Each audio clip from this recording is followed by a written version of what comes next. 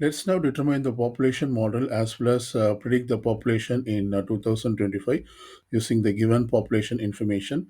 So basically, we can write down this population function as P of t equals P naught e raised to the power of RT, where P of t is the population at time t years and P naught is the initial population. R is the growth rate of the population and T is the number of years since the beginning of the year. So using the given population information, let's identify some of the key values. So first we have to identify the initial population. So we know that in 2012 it is 4,121 million. So we consider this as the beginning of the year. So therefore the initial population P naught equals 4121. Now, using the second information that is in 2050, which is 40 years from the beginning of the year. So that is when t equal to 40, the population of the Asia is projected to be 5,231. So we say that P of 40 equals 5,231. So let's substitute all this information into the model and we will find the growth rate using this given information. So I'm going to write P of t equals P naught, which is 4,121 e raised to the power of RT. Now let me plug in this second values, that is at t equal to 40, P of 40 equals 5,231. So therefore this becomes, when you plug in t equal to 40 into the equation, this becomes a 4121 e raised to the power of r times of t equals 40. So therefore this becomes 40r. You can write down this as 40r. And we know that P of 40 is 5,231. So let's plug in into this equation. So therefore this becomes 5,231 equals 4,121 e raised to the power of 40r. Now we have to solve for the value of r.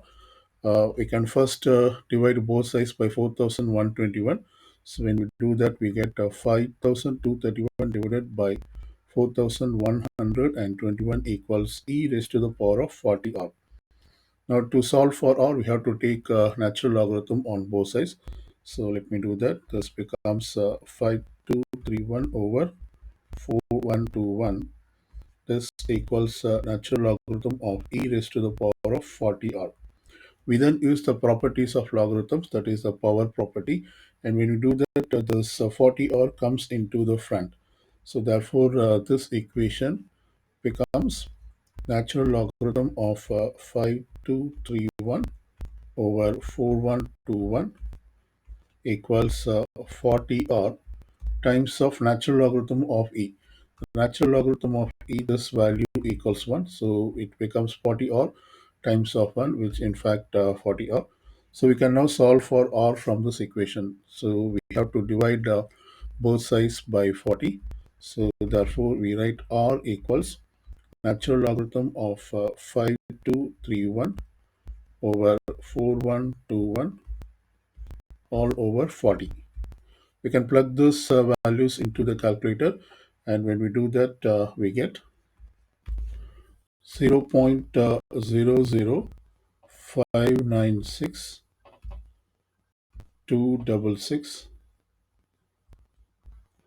and this just goes on. So we keep this value as it is. We will not round this. We will round this after the final calculation. So now we go ahead and plug this value into the population model. So therefore we get the population model equals P of t equals 4,121 e raised to the power of r, which is a 0.00596. This is 0.00596. I just clear this.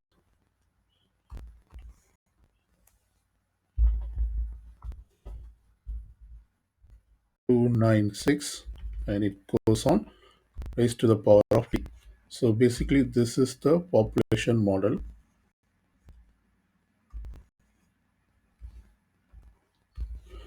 We now predict the population in 2025. So first, let's calculate the t, which is the number of years since the beginning of the year 2010. So we will get t equals 2025 minus of 2010, and this gives 15 years. So basically we have to plug in t equal to 15 into this model and determine the population. So when we do that, we get t equals 15. So this becomes a p of 15 equals 4121 e raised to the power of 0.00596 times of 15. So basically we plug this value into the calculator, and when we do that, we get approximately 4,507 million. So this is the population in 2025.